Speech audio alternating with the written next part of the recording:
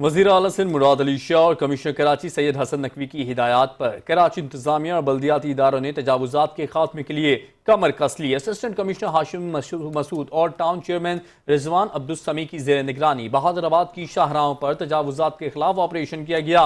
इस मौके पर असिस्टेंट कमिश्नर हाशिम मसूद का कहना था कि वज़ीर आला सिंध और कमिश्नर कराची के वाज़े अहकामात हैं कि किसी सूरत अवामी अमलाक पर तजावुजात बर्दाश्त नहीं की जाएंगी।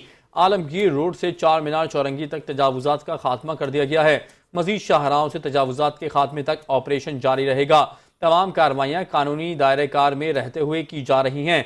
तमाम दुकानदारों को तजावुजात के खात्मे के लिए 2 रोज कबल नोटिस जारी कर दिए गए थे। चेयरमैन जिना टाउन रिजवान अब्दुस्समी का कहना था कि तमाम इदारों के साथ मिलकर टाउन की आवाम को सहूलत देने की कोशिश कर रहे हैं।